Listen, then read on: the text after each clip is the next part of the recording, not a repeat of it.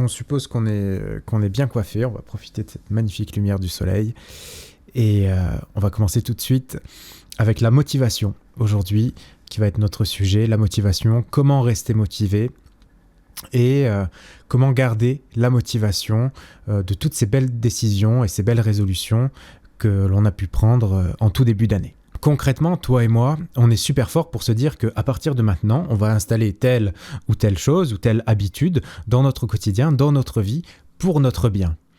La deuxième étape, c'est de faire en sorte que cette chose-là, cette habitude-là, prenne racine et s'ancre réellement dans notre quotidien. Alors, tu vas te dire, bon, ça y est, je me lance dans le sport 3 fois par semaine et cette fois-ci, je lâche rien. Ça, c'est ta bonne résolution.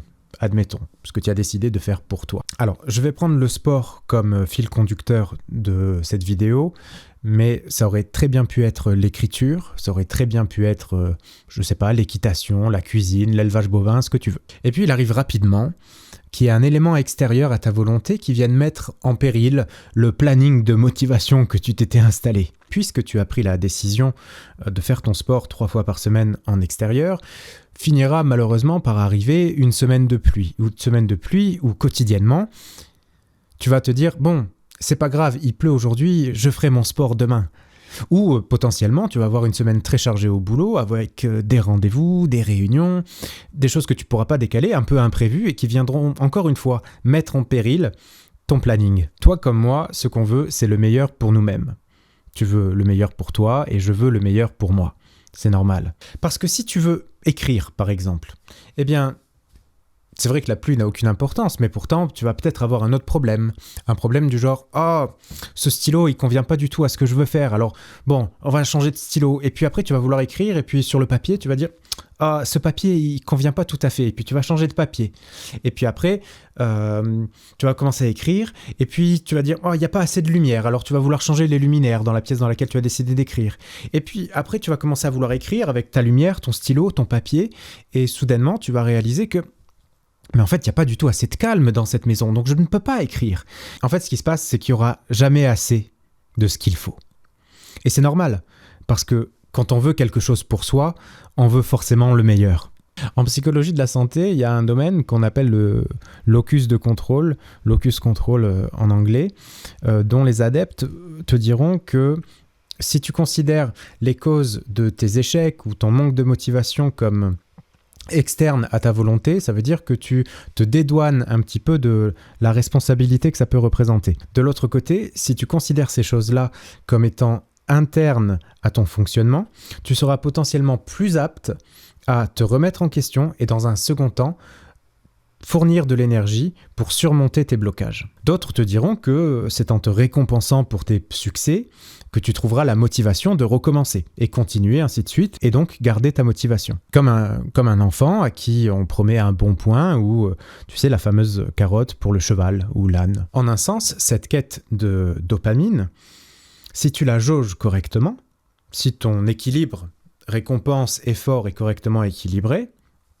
c'est probablement une bonne piste à suivre. Alors dans le concret, ça ne veut pas dire que tu vas pouvoir, après ton petit quart d'heure de sport, aller te péter le ventre au KFC pour te récompenser de l'effort fourni. En fait, il s'agit pour toi de définir, dans ce que tu entreprends, différents paliers, différentes étapes, un peu comme des niveaux dans un jeu vidéo, au travers desquels tu gagnes de l'expérience et des récompenses. Il y a une application très sympa, je crois, qui s'appelle Habitica pour ça, si tu aimes les jeux vidéo. Alors, être aussi raisonnable dans les choses que tu entreprends, moi, c'est quelque chose qui m'aide beaucoup. C'est-à-dire que ce n'est pas parce que j'ai commencé à faire du sport la semaine dernière que je vais forcément avoir des résultats et ressembler à un athlète de haut niveau à chaque fois que je me regarde dans le miroir. Certainement pas au bout d'une semaine. C'est juste recentrer un petit peu les choses et faire les choses de manière graduelle et te rappeler que les résultats arrivent parfois dans un second temps. Tout comme tu n'auras peut-être pas été en mesure de réaliser d'écrire ton premier roman, par exemple, en l'espace de 1 à 2 semaines. En revanche, peut-être qu'en l'espace de 1 à 2 semaines, tu auras écrit, je sais pas, peut-être ton premier poème, ta première nouvelle, ou le début de quelque chose. Et ça, c'est très important de te rappeler, pour ta motivation, que c'est graduellement que tu vas faire les choses, pas à pas. De la même manière, pour en revenir au sport, tu vas pouvoir observer, peut-être de semaine en semaine, une évolution dans tes performances. qu'au lieu de pouvoir faire seulement 30 pompes d'affilée, eh bien, au bout d'une semaine, tu seras capable d'en faire 35.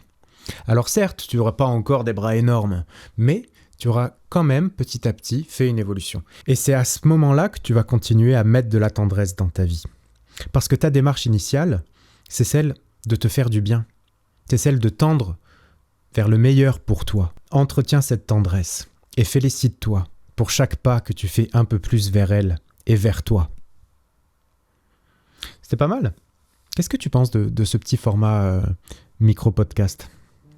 Ah bah tiens, j'ai ma douce et tante qui m'appelle. Tu me dis ça en commentaire et puis on en parle tout de suite après. Allô ? Oui.